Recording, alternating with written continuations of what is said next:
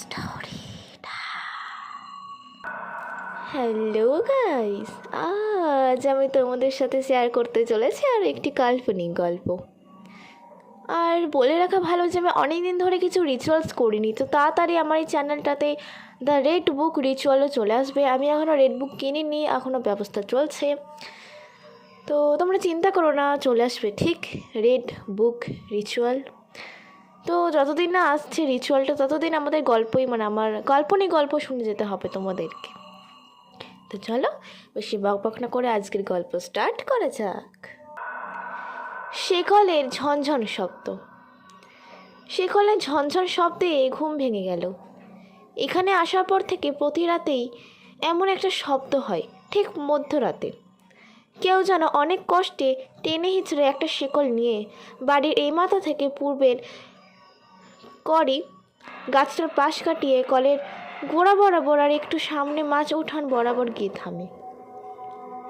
তারপর ঝুপ করে একটা শব্দ শব্দ কিছু আগের মতো নীরব হয়ে যায়। এটা আজকে সহ এই 4 দিন দেখলো মিতু। ও এখানে এসেছে একটা নামি দামি কলেজে ভর্তি হওয়ার জন্য, কোচিং করতে। কোচিং সেন্টারের মূল শহরে, তাই তার আশেপাশে থাকবার জায়গাও ভাড়া অনেক বেশি। এত টাকায় ভাড়া থাকার সামর্থ্য তার নেই, তাই সে তার এক বন্ধুর মামার সাহায্যে কম দামি বাসাটা ভাড়া নিয়ে নিল থাকবার জন্য। বাসাটা শহর থেকে বেশ 20 মিনিটের হাঁটা পথ, তাই সে প্রতিদিন হেঁটেই যায়। এতে তার কোনো অভিযোগ নেই। বাড়িটা যে অল্প দামে ভাড়া পেয়েছে এটাই তার কাছে অনেক কিছু। যাই হোক, আপাতত সে একাই থাকে, আরও 2 জন আসবে তার সাথে থাকতে। একজন আসবে আগামীকাল বিকেলে, আরেকজন শনিবারে। এখন মিতু ভাবছে শেকলের ঝনঝনিটা হয়তো তার কল্পনা, অনেক রাত জেগে পড়ালেখা করার কুফল। তাই সে কেরোসিনে বাতি নিভিয়ে ঘুমিয়ে পড়ল। পরদিন আসলো একজন, সেও শুনল শব্দটা। পরদিন 2 জন মিলে ঠিক করলো ঘটনাটি কি আজ দেখার চেষ্টা করবে। রাত 1টা, ঝনঝন শব্দটা আস্তে আস্তে বাড়তে লাগলো। ওরা 2 জন পা টিপে টিপে শব্দটা পিছু নিল। আস্তে আস্তে শব্দটার কাছাকাছি আসার পর দেখলো একটা মানুষ, যার সারা শরীরে শেকল দিয়ে বাঁধা। কিভাবে যে এতগুলো শেকল নিয়ে লোকটা হাঁটছে ওরা বুঝতেই পারল না। ওরা কিছু বলার আগেই মাছ উঠান বরাবর এসে শব্দটা থেমে যায়, এবং সামনে দাঁড়ানো মানুষটা মনে হয় একটা গর্তে পড়ে গেল। ওরা দৌড়ে গিয়ে দেখলো ওখানে কিছুই নেই, আছে শুধু একটা বৃত্ত। ওরা ভয় ভয় ঘরে ফিরে আসলো। পরদিন কেয়ারটেকারকে এই ঘটনাটা খুলে বলার পর সে বলল, যুদ্ধের সময় বাড়িটা শত্রুপক্ষের ক্যাম্প ছিল। তারা এখানে একজন বড় মাপের নেতাকে এনে খুন করে, যার লাশটার কোনো খোঁজ পাওয়া যায়নি। এবার ওরা ঠিক করলো জায়গাটা কি আছে সেটা দেখবে। তাই তারা মাটি খোঁড়ার জন্য কোদাল নিয়ে আসলো এবং মাটি খুঁড়তে আরম্ভ করলো। কিছু দূর খোঁড়ার পরে ঠং করে একটা কোদালটা লোহার মতো কিসে যেন একটা বাড়ি খেলো। আর একটু খুঁড়তেই একটা বাক্স বেরিয়ে আসলো। বাক্সের ভিতর পাওয়া গেল সারা শরীরে শিকল দিয়ে পেঁচানো একটা কঙ্কাল। ওরা তো অবাক হয়ে গেল। গত রাতে দেখা মানুষটার শরীরটাও ঠিক এমনভাবে শিকল দিয়ে লাগানো ছিল। তারপর লাশটা থানায় দিয়ে দেওয়া হলো। কঙ্কালটার সাথে কিছু কাগজ ছিল, সেটা দেখে তার পরিচয় শনাক্ত করা হয় এবং তার পরিবারের কাছে হস্তান্তর করা হয়। এরপর আর কখনো ওরা সেই ঝনঝন শব্দটা শুনতে পায়নি। তাহলে কি ওই কঙ্কালটাই রাতে হাঁটাহাঁটি করতো ওখান দিয়ে? যদি তাই হয়, একটা মরা মানুষ কিভাবে এমনটা করতে পারে? রাতে কি তাহলে ও জীবন্ত হতে পারতো? তো বন্ধুরা, এটা ছিল আমার ফার্স্ট স্টোরি। তো এখন আমি তোমাদের সেকেন্ড স্টোরিটাও শোনাবো। তো চলো বেশি ভকভক না করে এই গল্পটা স্টার্ট করা যাক। রাতে অনেক ভাইয়ার সাথে ঘটে যাওয়া ঘটনা। অতিপ্রাকৃত কোনো কিছুই আমাকে প্রত্যক্ষ করতে হয়নি, তাই আমার পক্ষে ভূতের অস্তিত্ব অস্তিত্বকে বিশ্বাস করা খানিকটা শক্তই বটে, কিন্তু নিজ পরিবারে একাধিক সদস্যের কথা অবিশ্বাস্য করাও আমার পক্ষে বেশ কঠিন। তারা একটি অলৌকিক ঘটনার সম্মুখীন হয়েছিল এবং আজও সেই ঘটনার ভুক্তভোগী। আজ আমি আমার পরিবারের সেই ভৌতিক অভিজ্ঞতার কথা শেয়ার করতে যাচ্ছি। জানি না বলাটা ঠিক হবে কিনা, তবু এই ভয়ঙ্কর সত্যিটা সকলকে অবগত করার একটা অদৃশ্য আগ্রহ অনুভব করছি। যাই হোক, মূল ঘটনায় আসা যাক। সাল 2012, বরিশালের বরগুনা জেলায় বসবাসরত আমার খালাতো বোন শান্তির বিয়ের অনুষ্ঠানের আয়োজন করা হয়। আমাদের পরিবারের যে কোনো বিষয় অনুষ্ঠান বরগুনামের বঙ্গবন্ধু মিলনায়তনে আয়োজিত হয়ে থাকে। রেওয়াজের মতো সেবারও এটাই করা হলো। আমার খালামণিদের বাসা থেকে মিলনায়তনটির ক্ষুদ্র দূরত্ব ছিল।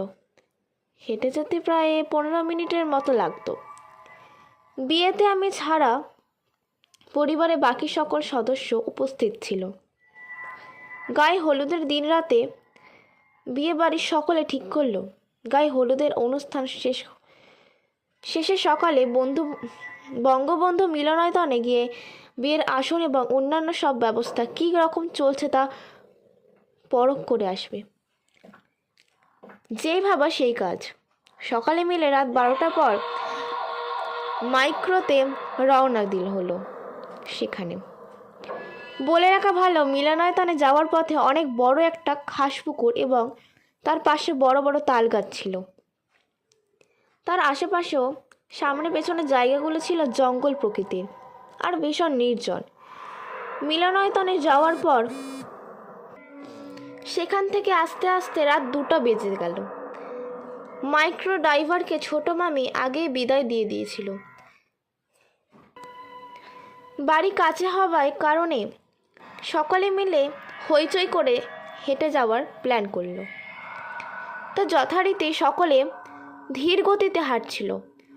হইচই করার কথা থাকলেও কেন জানি সেরকম কিছুই করা হচ্ছিল না।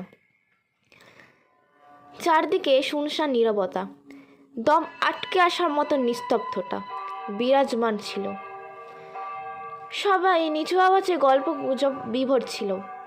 খাসপুকুরের কাছাকাছি আসার পরই হঠাৎ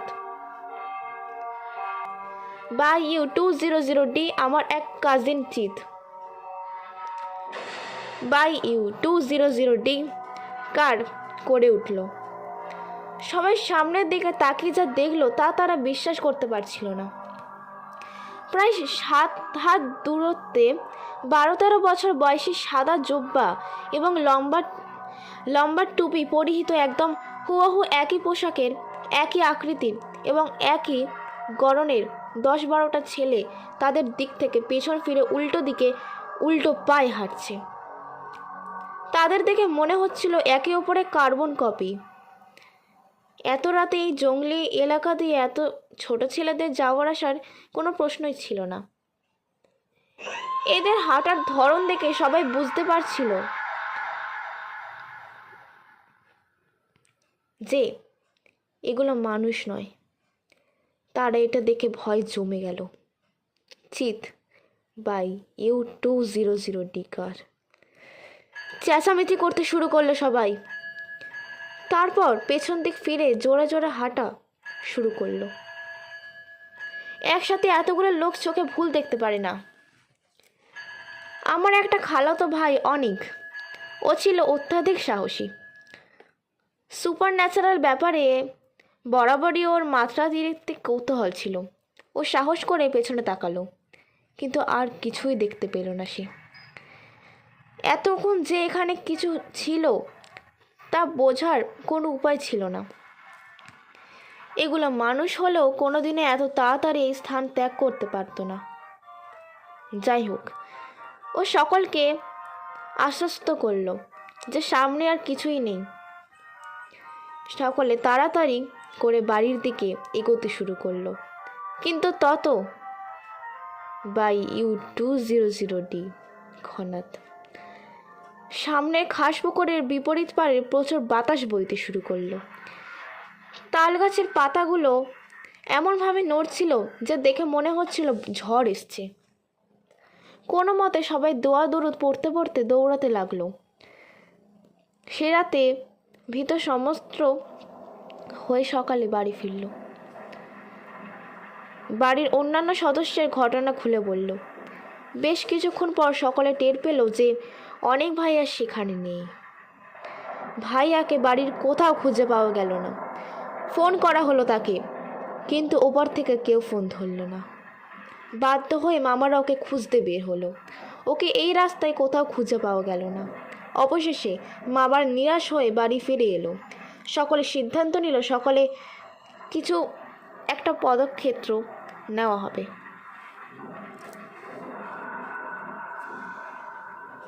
ওদিকে আমার আরেক কাজিন সিফাত ভাইয়ার উপর বিয়ের সব কাজের দায়িত্ব ন্যস্ত ছিল। ওকে সাধারণত মিলনায়তনেই থাকতে হয়েছিল। ভোররাতে কি একটা দরকারে ওকে বন্দর যেতে বলা হয়েছিল। বন্দর যাওয়ার মেইন রোডে পুলিশের টহল ছিল, আর ভাইয়ের সাথে বাইকের লাইসেন্স ছিল না। তাই পুলিশ ঝামেলা এড়ানোর উদ্দেশ্য ভাইয়া বাইক নিয়ে ক্ষেতের রাস্তা দিয়ে বন্দরে যাচ্ছিল।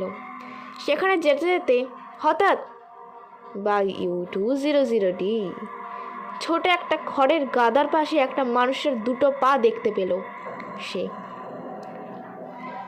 ভাইয়া ভয়ে ভয়ে কাছে এগুলো। খড়ের গাদার ভেতরে মানুষটার মুখ গোজা ছিল। খড় সরিয়ে ভাইয়া যে দেখল তার জন্য ও মোটেও প্রস্তুত ছিল না।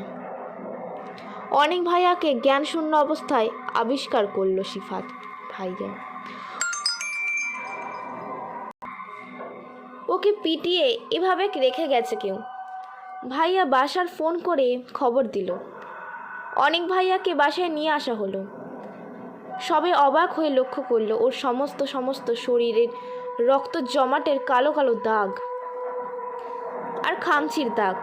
বুঝতে কষ্ট হলো না যে কেউ তাকে নির্দয়ভাবে মেরেছে। কয়েক ঘন্টা পর ওর জ্ঞান আসে। এরপর ওকে সবাই জিজ্ঞেস করে রাতের ওর সাথে কি ঘটেছিল, কিন্তু ও কিছুই বলতে পারছিল না। এরপর ওর জ্বর আসে। 5 দিন পর জ্বর নেমে যায়, কিন্তু হাত পা অবশ হয়ে প্যারালাইজের মতো হয়ে যায়। ভাইয়া সুস্থ হতে বেশ কিছুদিন সময় লাগে যায়। 8 মাস পর ভাইয়া পুরোপুরি সুস্থ হয়ে যায়। এর মধ্যে ভাইয়াকে এত জিজ্ঞেস করার পরও কোনোদিনও একটি বারের জন্য সে রাতের ঘটনা আমাদের খুলে বলেনি। সে রাতের পর থেকে কিছুদিন পর পরই ভাইয়াকে রাতে একা একা কথা বলতে দেখা যায়। আর প্রায় ভাইয়া অনেক রকম স্বপ্ন দেখতো আর চিত বাই U200D কাজ চেঁচামেচি করে অদ্ভুত আচরণ করত। প্রথম দিকে প্রায় এরকম হতো, এখন অনেক কম হয়ে গেছে। তবে এখনই ভাইয়া মাঝে মাঝে রাত একা একা কথা বলে। এই ঘটনার পর আমাদের পরিবারের সবাই ঠিক করে আর কোনোদিনও কারোর বিয়ে হলে রাতে বঙ্গবন্ধু মিলনায়তনে পথে পা বাড়াবে না। কিন্তু এই সিদ্ধান্ত বেশি দিন বহাল থাকলো না। বিগত বছরই আমরা সবাই আমার মামাতো বোনের বিয়েতে রাতে মিলনায়তনে গিয়েছিলাম এবং রাত 1:45 ওই রাস্তা দিয়ে হেঁটে বাড়ি ফিরেছি। এবার আর কোনো ভৌতিক ঘটনা ঘটেনি, কিন্তু সে রাতে অনেক ভাইয়ার সাথে ঘটে যাওয়া ঘটনা আজও আমাদের পরিবারের কাছে একটা বড় রহস্য হয়েই থেকে গেল। তো বন্ধুরা, কেমন লাগলো তোমাদের আজকে গল্পটা অবশ্যই বলবে।